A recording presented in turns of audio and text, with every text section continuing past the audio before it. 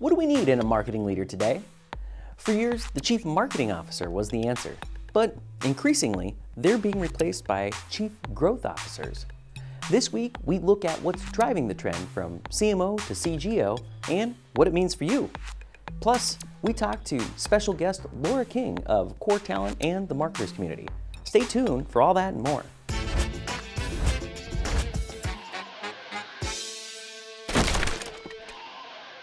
Welcome to Marketing is Broken, the weekly series where we don't care what you call us, as long as the marketing is good. Okay, Stanley, your team name. I don't care what you call my team. Then I will name your team the Red Team. No, the blue team. Forrester is doubling down on their prediction that chief marketing officers will be replaced by chief growth officers. Despite strong marketing industry performance over the past 3 years, the research company points to a lot of signs out there that a greater change may be underway.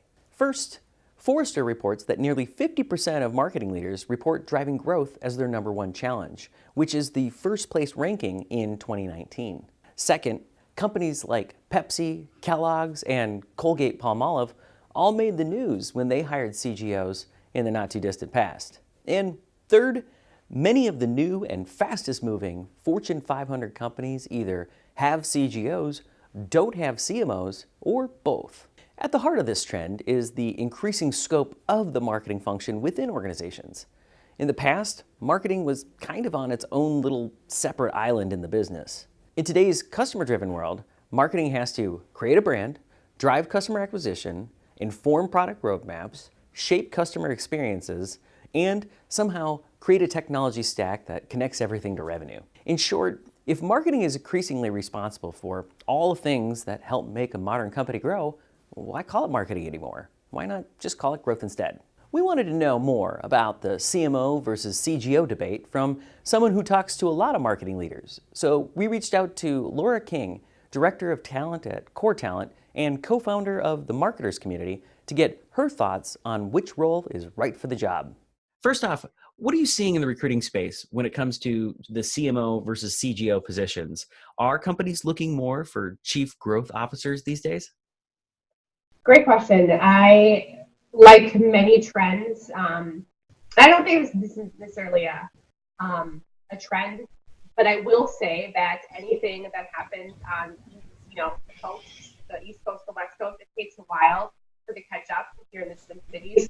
Well, I have not seen any chief growth officers inside our big organizations. What I am seeing is the VPs of growth, the even directors of growth inside a lot of our technology organizations are fast growing.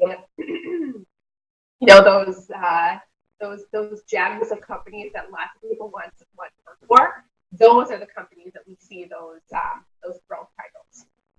Great. And so what's wrong with chief marketing officer or marketing director roles? Are they just not big enough for what marketing needs to do these days, or are there other factors to consider as well? So I think marketers have gotten, a hit over the years. In fact, there's many. I mean, you look at the average stay of a CMO these days.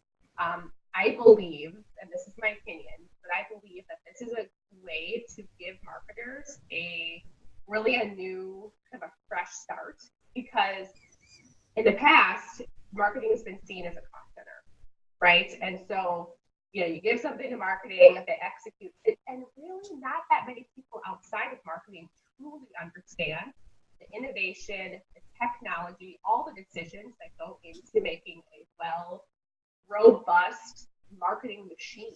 So I think this is actually a great opportunity for marketers to have a stronger seat at the table. Yeah, absolutely. And so speaking of having that stronger seat at the table, what skills are most important right now for marketers if they want to become a leader in their organization, whether you call it marketing or growth or anything else? Well, I could talk about a lot of things, but the two that I'd love to really kind of quickly dive into is, one is managing up.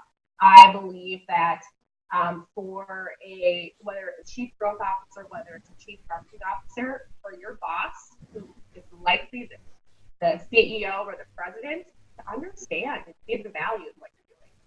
That is the golden key. And then, other departments to understand also what you're doing. And so I think it's really, I know this sounds so simple, but it's relationship building skills.